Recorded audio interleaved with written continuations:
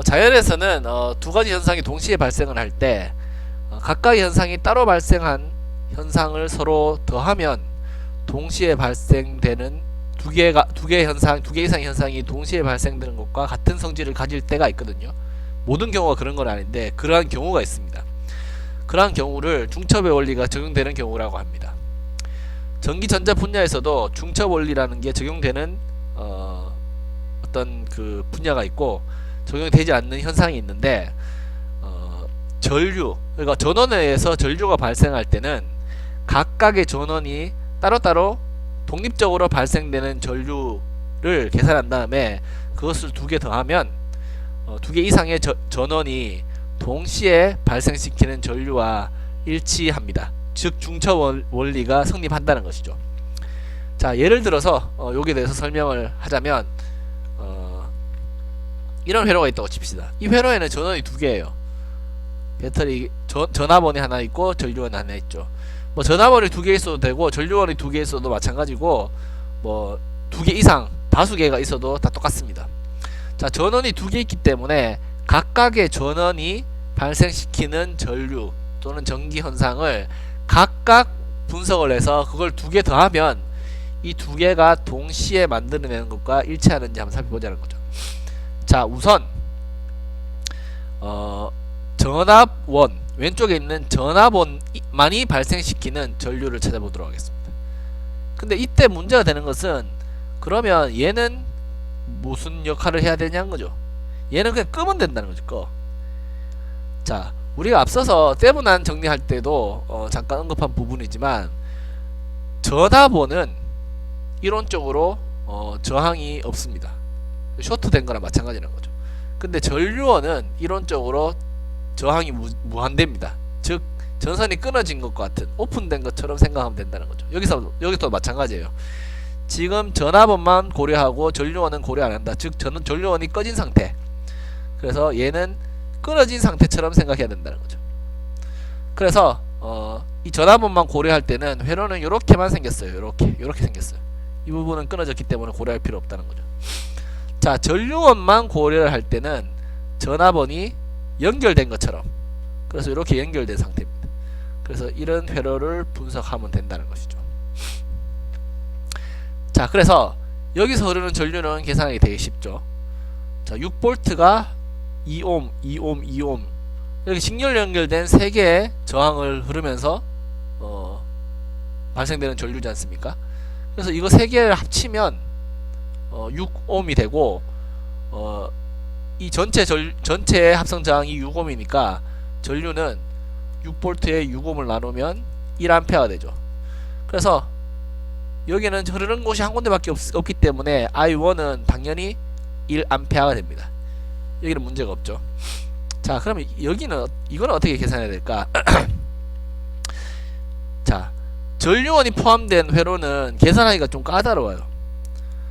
그런데 여러가지 방법이 있을 수 있는데 가장 쉬운 방식을 통해서 이것을 한번 살펴보자면 이 전류를 구하기 위해서는 여기 전압, 이 점의 전압과 이 점의 전압을 구하는 게 이 전류를 구하는 가장 쉬운 방법입니다.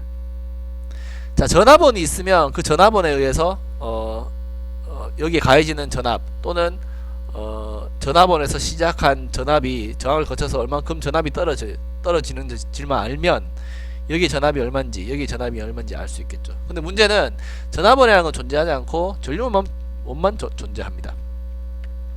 그래서 이 전류원을 통해서 여기 전압과 여기 전압을 알아내자는 거죠. 자, 어떻게 알아내냐? 자, 이걸 한번 생각해 봅시다. 전류원이 이렇게 주어졌어요. 그리고 저항이 한 개만 딱 있다. 이 경우에는 자, 전류원이 여기 전류가 흐르죠. 전류가 흐르면 이 전류는 이쪽으로 흐르게 되죠. 이렇게 돌아서 이렇게 흐르게 될 거 아닙니까? 그래야지 여기 전류원에 3A라는 그 전류원이 공급하는 전류와 일치하게 되잖아요. 자, 그러면 그 말은 뭐냐 하면 여기 저항이 R이라고 치면 이 R을 지나는 동안 전압이 떨어집니다. 그죠? 얼마큼 떨어지냐? R에 흐르는 전류와 R의 저항값을 곱한 것만큼 떨어지죠. 즉 전류가 위에서부터 밑으로 흐른다면 여기와 여기에 전압 차이는 I 곱하기 R이 된다. 즉 I는 3A죠. 그리고 저항값은 R이죠. 그럼 3R만큼 떨어진다는 이야기죠. 근데 주의해야 될 점은 밑에서부터 위로 지금 전류가 흐르고 있기 때문에 여기가 전압이 더 높고 여기는 전압이 낮다는 이야기죠. 자, 이걸 구하기 위해서 우리는 얘네들을 합성 저항 이렇게 만들어야 될 필요가 있다는 거죠. 자, 어떻게 만드냐? 이것도 잘 보세요. 여기와 여기를 기준으로 얘 합성 저항을 구해야 된다. 즉 얘와 이 두 덩어리의 병렬 저항이죠. 이거 주의해야 돼요. 자, 다시 한번 하자면 전류는 여기서부터 이렇게 흐르죠. 여기서 갈라지잖아요. 그죠? 그래서 얘와 이 두 개의 병렬 저항이라는 거죠. 그래서 이 두 개는 4옴이고 4옴 2옴 이 병렬 합성 저항을 구해야 된다. 즉 4분의 1 더하기 2분의 1의 역수죠. 그렇기 때문에 3분의 4가 되죠. 그래서 아까 이야기한 것처럼 이거는 3A하고 얘는 3분의 4옴이라는 겁니다. 자, 그러면 여기서 여기와 여기에 전압 차이가 얼마일까?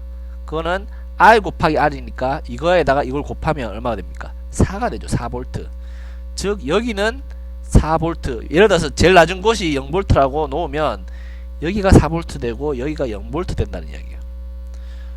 즉 원래 회로에서 여기가 0V 여기가 4V가 된다는 이야기죠. 왜냐하면 병렬에 있어서는 이것과 이것은 여기 전압이 똑같잖아요. 그렇기 때문에 이 합성 저항이든 원래 저항이 존재하는 회로든 그 지점의 전압은 다름이 없다는 거죠. 자, 그래서 우리가 원하는 것은 0V로부터 4V에 만약에 전기가 흐른다면 그때 2옴을 지나는 전류가 얼마일까라는 거죠. 그래서 0에서부터 4를 빼고 그것을 2옴을 나눠주면 마이너스 2A가 되죠. 그래서 I2는 마이너스 2A라는 거예요. 그리고 I1은 1A였어요. 그래서 두 전원이 동시에 동작을 하면 어떻게 되냐? 1A와 마이너스 2A라는 게 동시에 작동이 되어서 결국은 마이너스 1A. 그래서 요 전류는 동시에 동작하는 이 전류는 마이너스 1A 된다는 거죠.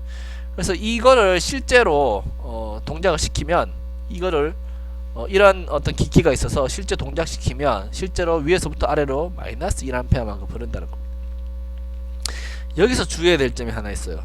제가 다른 앞페이지에서 어느 지점에서든 제가 언급을 했는 것 같은데 실제로 전기가 이렇게 흐르는 게 아니에요. 실제로는 여러가지 전원이 있으면 그 전원이 서로 적당히 동작해서 그러한 상태를 만들어낼 뿐이지 각각이 따로따로 전류를 발생시켜서 그 전류들이 서로 충돌을 일으키고 이런 게 아니라는 겁니다. 이 중첩 원리는 이론상 존재하는 원리지 계산에 의하면 실제 상황과 맞다 이 말이지 실제로 얘가 1A를 만들어내고 얘가 마이너스 2A를 만들어내서 서로 충돌을 위해서 마이너스 1A 남는다. 이것은 절대 아니라는 겁니다. 요 점을 좀 주의해 주시기 바랍니다.